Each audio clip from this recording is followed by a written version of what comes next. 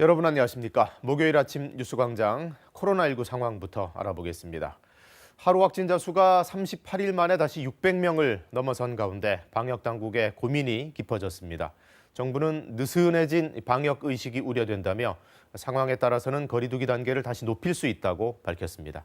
취재 기자 연결하겠습니다. 전현우 기자, 먼저 환자 현황부터 정리해 주시죠. 네, 질병관리청 중앙방역대책본부가 집계한 어제 0시 기준 코로나19 신규 확진자는 621명입니다. 38일 만에 다시 600명대로 늘었습니다. 지역별로 살펴보면 국내 지역 발생은 서울 247명, 경기 147명, 충남 74명 등으로 전국 곳곳에서 집단 감염도 잇따르고 있습니다.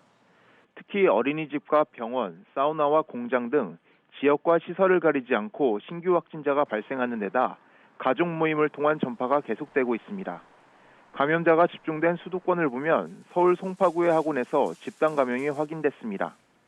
지난 14일 학원 수강생 1명이 처음 확진된 뒤 관련 확진자는 모두 18명이 됐습니다. 역학조사 결과 학생들은 환기가 어려운 밀폐된 강의실에서 수업을 받으며 오랜 시간 머무른 것으로 파악됐습니다. 확진자가 대거 나온 서울 순천향대 병원에서는 22명이 더 확진돼 관련 확진자는 모두 140명입니다. 종로구 서울대병원에서는 소아마취과 의사 1명이 확진돼 접촉자와 동선을 파악하고 있습니다. 이외에도 경기 고양시의 어린이집에서는 현재까지 11명이 확진됐고 화성시에서는 가족 모임과 관련해 10명이 감염됐습니다. 코로나19 변이 바이러스의 경우 국내 감염자는 5명이 추가돼 누적 99명으로 늘었습니다. 자, 얼마 전에 거리두기를 낮췄는데 환자가 다시 늘어서 정부가 좀 곤혹스럽겠어요. 네, 급증한 확진자 소식에 방역당국은 시민들의 방역 의지를 거듭 당부했습니다.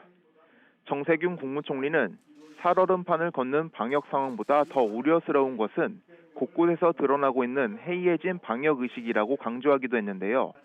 중대본 또한 최근 수도권의 확진자 수가 늘고 있으며 집단 감염이 지속되고 있어 설 연휴 기간 이동에 따른 코로나19 확산 위험이 계속되는 상황이라고 밝혔습니다.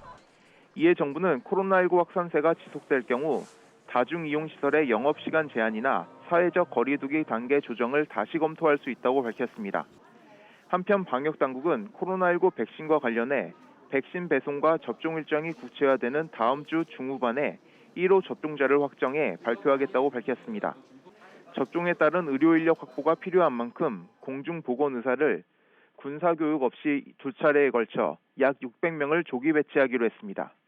지금까지 사회부에서 전해드렸습니다.